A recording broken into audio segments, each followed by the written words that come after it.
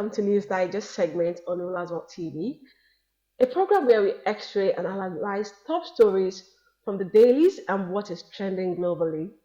I'm your host, Ololade Bolarira, and here's my analyst, Mr. Kayode Awolere. Welcome, sir. Thank you so much. Thank you for having me. All right, sir. And Mr. Kayode Awolere is a researcher, a public affairs analyst. He's also a scholar of politics and conflict resolution, and a lecturer at university level. All right, let's now dive into the headlines for today. The first one will be Osho State drags AGF to Supreme Court over local government funds. Tinubu declares no more corruption in Nigeria. I mean, is that reality or political statement? ASU and endless strike threats. Same old story. NRC boss takes blames for Abuja Kaduna Trail derailment. I mean, now let's take a look at these reports one after the other. Abuja Kaduna Trail derailment. Is it the government negligence or citizens' vandalism? More so that the managing director of Nigeria Railway Corporation and RC, Kayode Opeifa, said he assumed full responsibility for that. And on that Tuesday's derailment of the Abuja Kaduna train service along Kaduna corridor. And my analyst, what's your view about the statement and the security state of our public infrastructures? Thank you very much. It is a two-way thing. We also need to look at those who are vandalizing public infrastructure. However, we also need to look at the maintenance policy of government. One, the security agencies ought to police the Nigeria public infrastructure. That rail tracks is within the forested area and is exposed to criminals, to bandits. So for that, we have security agencies in place. For instance, when it comes to policing of public infrastructure, public facilities, that I think is under the jurisdiction of Nigerian Security and Civil Defense Corps. So what is the Nigerian Security and Civil Defense Corps doing, especially along that particular corridor, to police the rail tracks from those scavengers who are vandalizing the rail tracks? And we should not forget the fact that even other security agencies are also indicted, because most of the times when these scavengers vandalize this public infrastructure, especially these rail tracks, they are being loaded into trucks and transported across Nigerian border. So what are the security agencies at the border doing? How are these getting out of the shores of Nigeria? So we have to look at all these issues. We cannot put the blame solely at the doorstep of the fact that we have criminals and the fact that it's within the forested area. We cannot just talk about that alone without talking about what are the security agencies that are mandated, what are they doing, that are mandated to police this public infrastructure. So we have to look at the issues from these different areas. The government has its own blame. We also have the issue of theft by scavengers who are vandalizing public infrastructure. However, if the security agencies are living up to expectations, they will be able to put into check the activities, the criminal activities of these scavengers. All right, thank you. So how do you think we can change the mindset of Nigerians from stealing this public infrastructure? Because I mean, they are everywhere. This time there was this what's it called, this street lights. Before you know it, in like just give them 1 week or 2 weeks. Before you know it, they've already what's it called, losing everything, the boats, the lights, they steal everything. How do you think we can change the mindset of these people, doing it? Well, I don't think we can talk about changing the mindset of criminals who definitely will not listen or heed to whatever sermon that anyone is preaching. However, we can talk to members of the public for public infrastructure that are within the city where people are living. But for those within the forested area, or within less traveled or less trafficked areas, then the security agencies need to beef up whatever security activities that they are carrying out within those areas. But for public infrastructure that are within the cities, we can talk to members of the public, because security is a collective effort. It is not just for the security agencies alone. Once you have information, you can tip off, you can give security information to the security officials for them to act in a timely manner.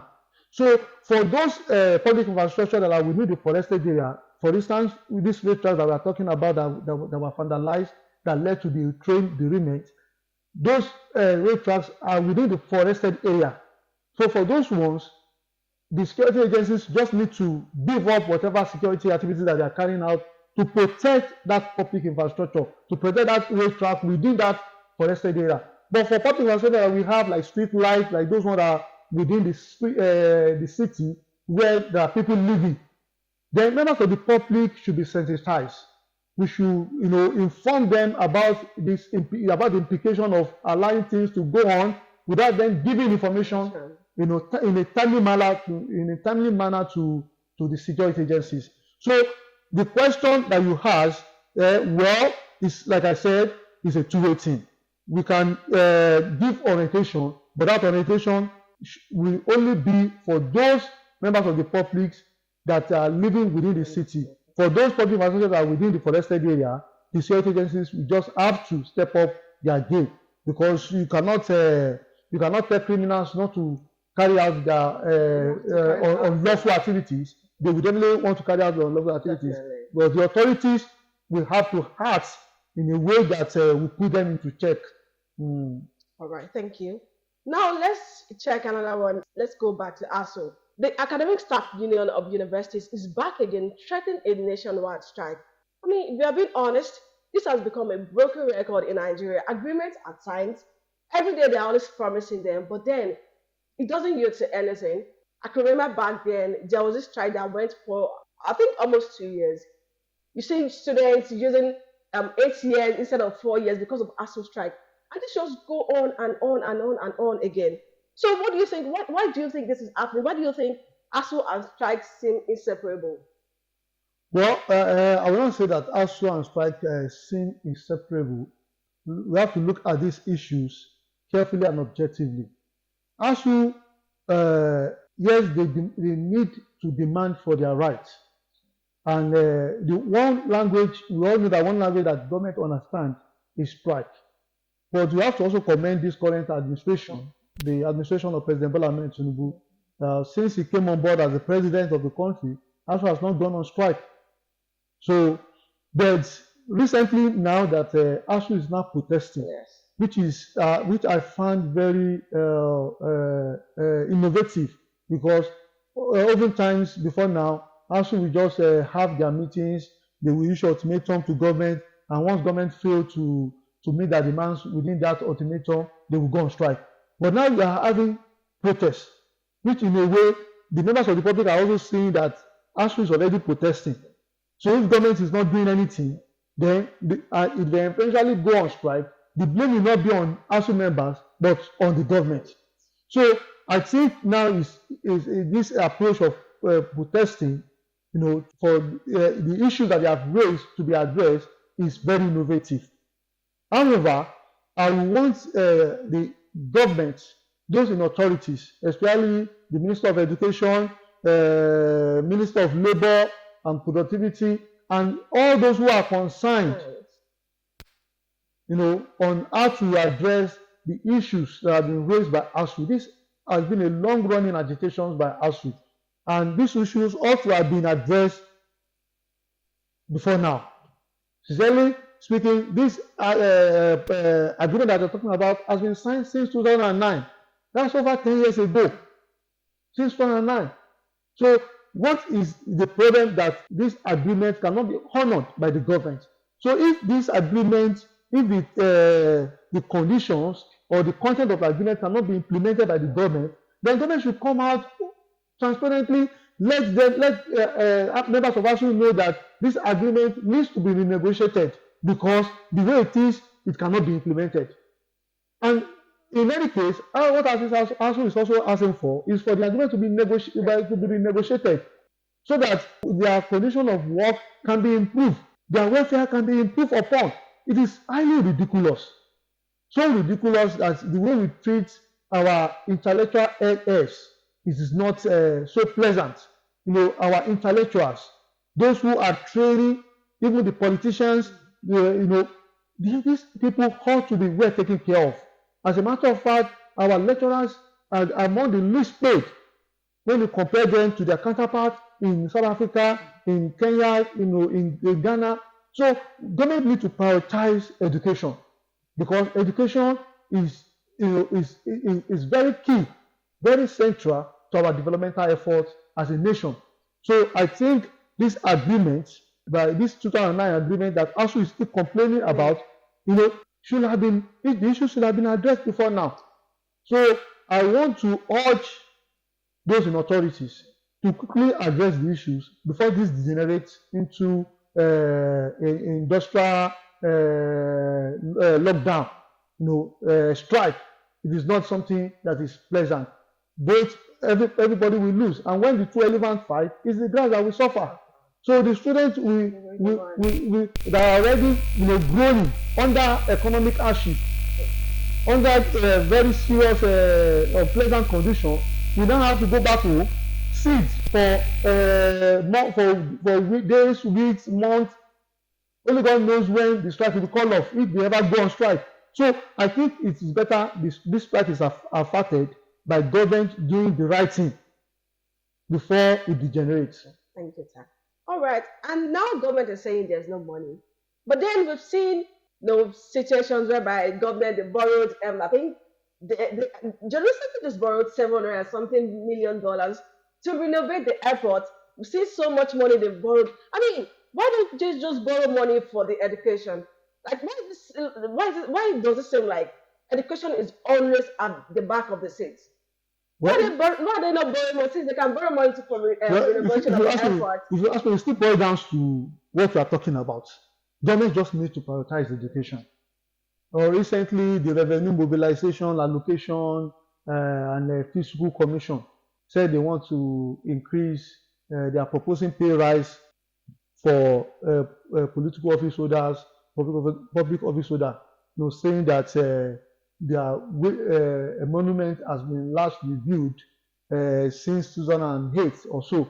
So if government is talking about lack of fund or limited fund, but at the same time, the same government is also proposing pay rise for public office holders who are already enjoying different largesse, allowances that you cannot even quantify. So how do you now reconcile that? So government cannot complain about lack of fund, and yet those people holding public office are living large at the expense of ordinary Nigerians.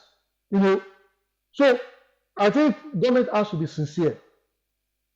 There should be enough, if there are enough funds for those who are holding public office to enjoy the largesse of the office, there should also be enough fund to take care of our teachers across all levels, not just even the university teachers now, across all levels. So government just need to prioritize education, and if we prioritize education, there will be enough money.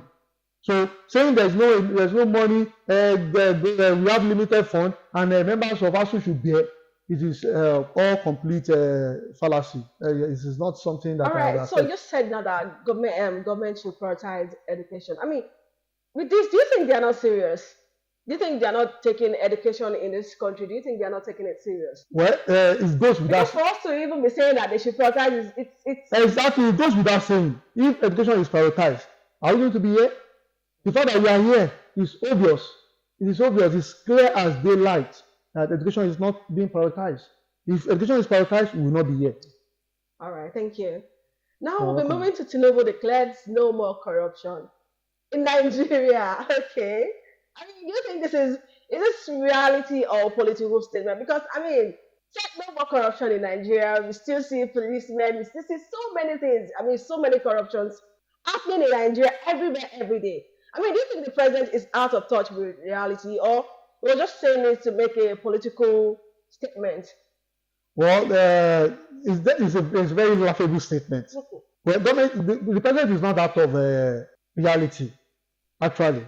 The president is just being a chief marketer. I think he made that statement while he was in Brazil. You know, he was only trying to sell the country to investors. You know, there's no country that can be said to be free of corruption. No country, even developed countries, they still have cases of corruption. It is what differs is just the degree of corruption. So it is not a statement that can be taken serious. Even those who were listening to the president when he made that statement, we know that the president is not saying something that is completely correct. The president is only trying to sell the country to outsiders, to investors, trying to project a positive image for the country by saying that Nigeria is now free of corruption. The government can only, genuinely say that he's making efforts. The president can only say that his government, his administration, is genuinely making effort to reduce corruption, to address issues of corruption and make it minimal.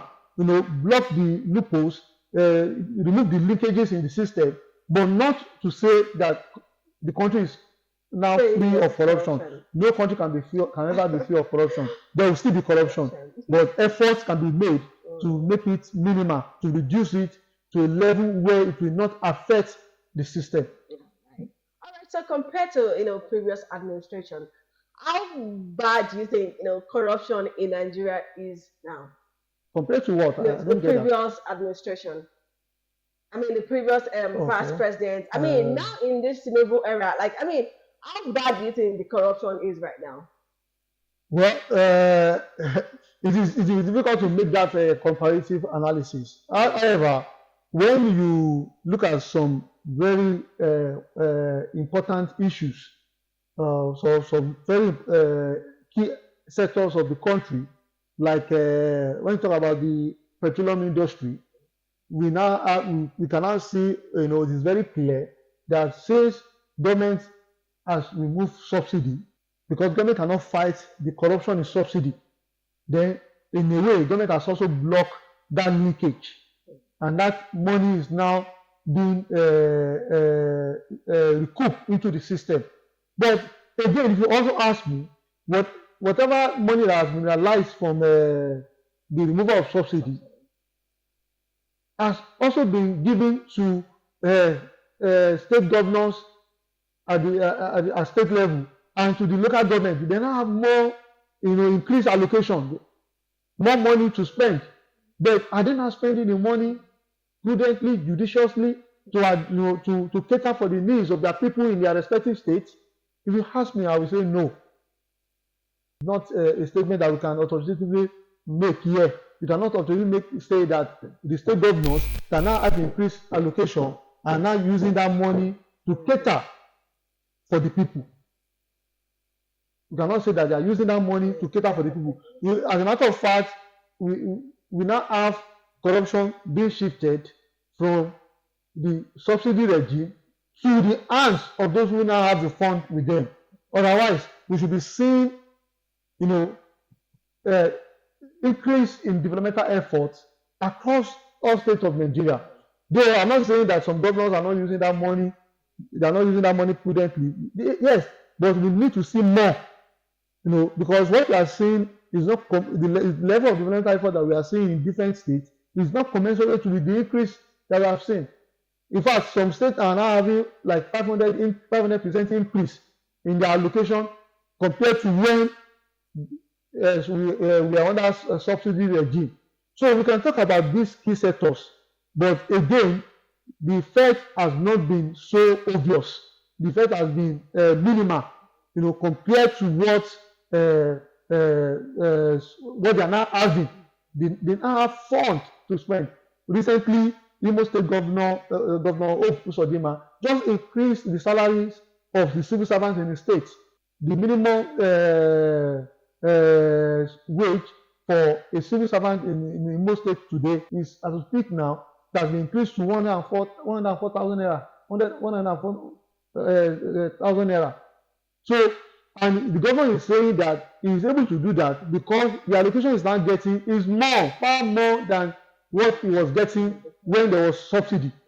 So we can talk about some of these aspects or some of these sectors where the government is trying to eliminate issues of corruption. Also talk about the floating of naira. Government is no longer paying subsidy to defend naira, and that's why we now have naira being exchanged for as much as 1,500 to a dollar, or even if not more, 1,600. So government is no longer defending, and now we can see that the disparity between the rates, the official rate and the black market rate has been so reduced, so that there will be no incentive for anybody to get the dollar at official rate and now go to the black market like what they were doing under Emefiele, under the former CBN governor Emefiele, when people were doing round tripping. Those who have connection to the authorities, they will get dollar at official rate and go to the black market to sell that to those in the black market and get cheap profit. So these are issues that have been addressed by this administration. So we can look at some of these issues that have been addressed that have helped to block the linkages in the system. But to say the country is completely free of corruption that is not entirely true. All right, thank you. And no country can be entirely free of corruption. Okay. All right. Now let's look at Osun State crisis. Osun State drags AGF to Supreme Court over local government funds. There are several controversies here. Which report should we believe? And what do you think is really the problem on this statement where APC and PDP link claims to the local government seats in the state? Well, this issue is both political and economic. And it's both, we cannot rule out economic factor and political factor. No, but I think the issues that need to be addressed here is that of legitimacy. There have been conflicting court orders and the conflicting interpretations of court judgments. I hope you understand what I'm trying to say. So we don't know yet whether the elected chairman belong at the PDP chairman, or whether the elected executive are the APC chairman. So the issue of legitimacy has to be first addressed, because we have the chairman that were elected under former Governor Oyetola administration still laying claim to their position as executive chairman of their respective local governments, whereas a new election has also been conducted under this administration of Governor Ademola Adeleke.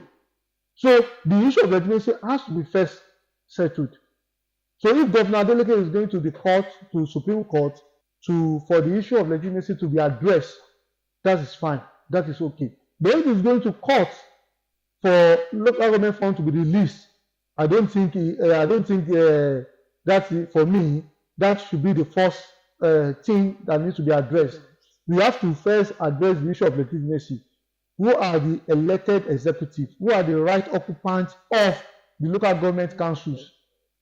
No. So when we are able to determine that, we can say that, okay, local government funds should be released to this set of local government chairmen, because the Supreme Court has given judgment that no fund should be released to unelected local government executives. So people who are not elected, people who are maybe they were just appointed, they don't have any right to have local government fund. So the issue of legitimacy has to be first addressed before we can talk about the releasing of local government fund. But I read in the news that Governor Ademola Adeleke is asking the federal government to release the local government fund. Yes. That is laughable. That is laughable, because I think what the federal government is simply doing is to comply with the Supreme Court judgment that says no fund should be released to people who are unelected. And for now, we know there's a dispute as to whether it is the APC chairman that are the right occupants of the local government councils, or the PDP elected chairman. So we have to determine that. Once that is determined, I think the fund should be released. As a matter of fact, in any case, the state fund is being released to the state governor. So what is not being released presently is the local government fund. So the government should not have interest in how the local government fund will be spent. So if the government is showing interest, it then means that we need to suspect whether the government is also spending local government fund. But if the state governor is not spending the local government fund, then whatever that is not being released now, it is only for the local government. And as soon as the Supreme Court is able to determine who are the legitimate occupants of those local government councils, I think the fund should be released to them. All right, thank you so much. You're welcome. All right, and here comes to an end of today's News Digested segment. Thank you for watching. I'm Ololade Bolarewa.